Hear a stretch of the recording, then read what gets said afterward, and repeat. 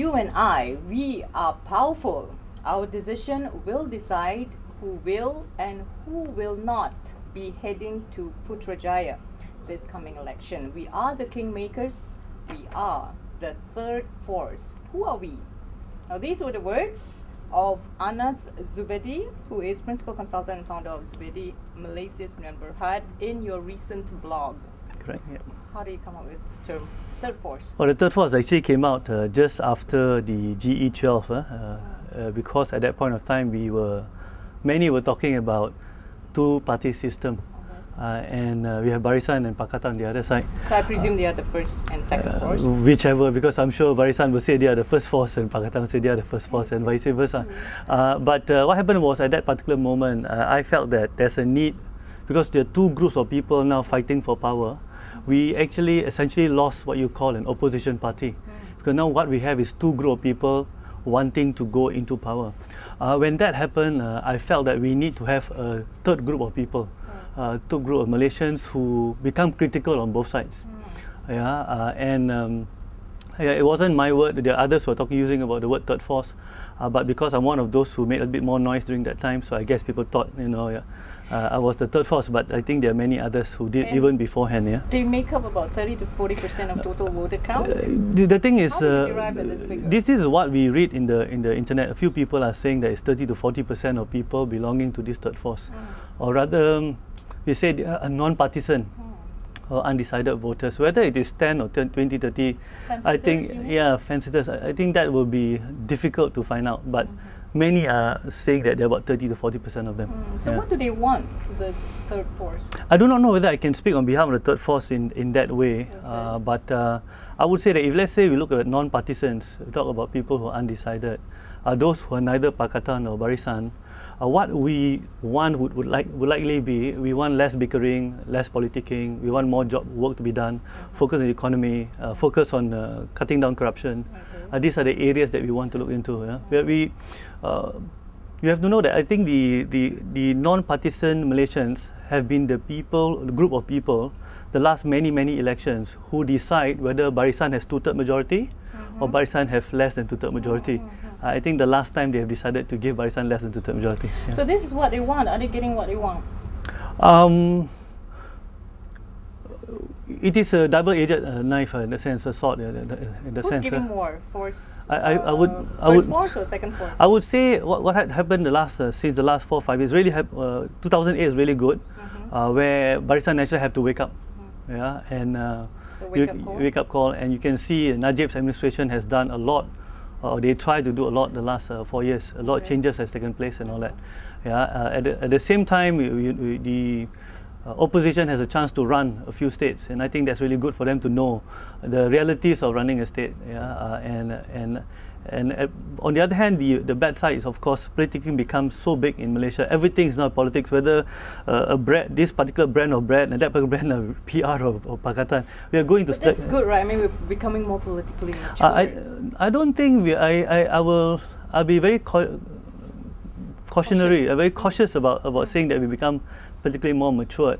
Many Malaysians still do not know the basics of Malaysian politics.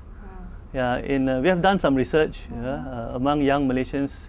They don't even know what is, let's say, Article 153. Right. And almost 100% actually quoted it wrongly. We had some survey last year. Last year. Oh, in that sense then. But there's a lot of bickering going on. I think a lot of people are more hyped up, everybody is more excited, everybody has taken side, I think, and then we are more louder now. But being loud doesn't mean you're smarter. Right, okay. That's a fair statement. Okay, we've got about half a minute before we go for the first break. You have said in your blog that they are powerful. Third force are very powerful. Okay, so they are the deciding factor here. I would believe that they will decide. They will decide this time around. It's the third force. We will decide whether which side will win, and whether Barisan get back two-thirds majority is actually this group of people who are neither Barisan nor Pakatan. On that note, we'll take a short break. We'll come back with possibilities that you have pointed out in your blog. The 5 possibilities. 5 possibilities. Stay with us.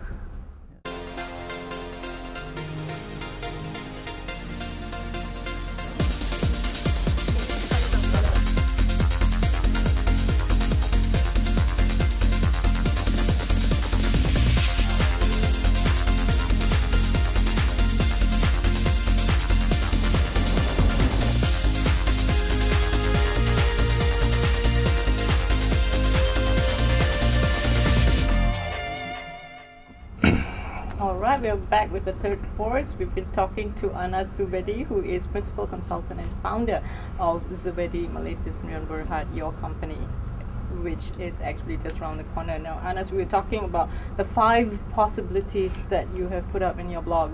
Briefly tell us. The undecided voters and non-partisan, we have many ways of choices, but I drew up 5 possibilities. One is we decide to give Barisan more than 2/3 majority, just like before, 80%, extreme strong mandate. This we will do if we feel that we want Malaysia to go back to stability. We want to follow the China way.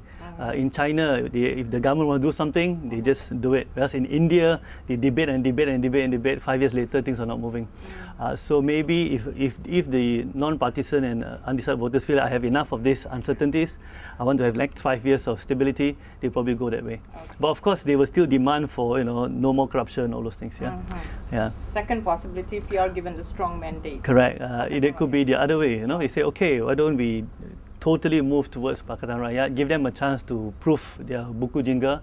In other words, we also believe it's okay to go through DAP's Malaysia, or may even follow what you call past welfare state or Islamic state via welfare state. In other words, we'll be willing to go that way. Or we also probably, if you don't mind me using the word talent pool, we want to expand the talent pool of leaders in Malaysia, not just from Barisan. We want to get new faces. Talent pool is a big thing, especially for people in business like us, like me. So Parliament. Hung Parliament will be interesting because many are saying that there could be a possibility of hung Parliament. If there's a hung Parliament, obviously the person who's going to be very, very influential is Agong, the Yang di-Pertuan Agong. So if that were to happen, that means the non-partisan and undecided voters have decided that we want to leave it to the wisdom of Yang di-Pertuan Agong to create a new coalition. In other words, there will be a demise of BN, a demise of PR. There could be UMNO and PAS become one, become stronger, or maybe even UMNO and DAP. Who knows? In politics, everything is possible. Or give Pakatan Rakyat the lead, but keep it at below 2/3 majority. Yeah, that's I would say the fourth one. The fourth possibility is give the opposite. What we have now today, but we give the opposite to Pakatan Rakyat. This means that we want to give Pakatan Rakyat the chance to lead, but we want to keep them on their toes. Yeah, that's what probably happened. And keeping it as per status quo. Status quo is the last one. I think the status quo, while I chit-chat a few friends of mine the last few days since I wrote this article, a few people contacted and all that. They talk about status quo, very interesting. Up, right? March 31st. Yeah, just a few days ago, and a few people call. Many non-partisans actually call up and say thank you to me because thank you for giving us something on a plate, then we can choose the menu. So what does it look like right now? Which possibility? Oh no, I'm not going to do that. But I think we should talk about the last possibility, the one that say that keep it as it is. If this happens, what it means is the non-partisan and the undecided voters want to give both Barisan and Pakatan another chance to prove themselves. In other words, for Pakatan Rakyat, stop blaming the other side because the last 5 years you've been running this state, so you cannot put the blame on Barisan anymore. Do your job, stop bickering. And of course for Barisan Nasional, say okay, Najib, we will give you another round to see whether your ETP, GTP will work or not. And then by the end of the, in other words, we are going to suspend our judgment until the next election. Because we are not sure right now. I think many non-partisans, many undecided voters are simply not sure who to vote. So I think if we say, okay, I'll suspend my judgment for a while, I'll give you another chance, and let's see what happens in the next 5 years. And I think Najib today announced that dissolution of parliament, he probably asked for another 5 years. So that's probably, things are going that way. But the other 2 possibilities that you have actually put forth, which is actually the hung Parliament and also giving Pakatan Rakyat a strong mandate.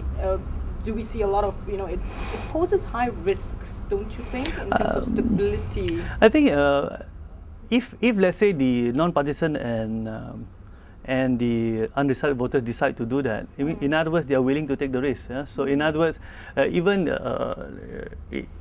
if let's say we give a non-2/3 majority, what it means is we are allowing the bickering to go on. We don't mind that. Well, we'll take a look and see what happens. Yes, Thank you so much, Anas. Same here. I'm very happy to be here.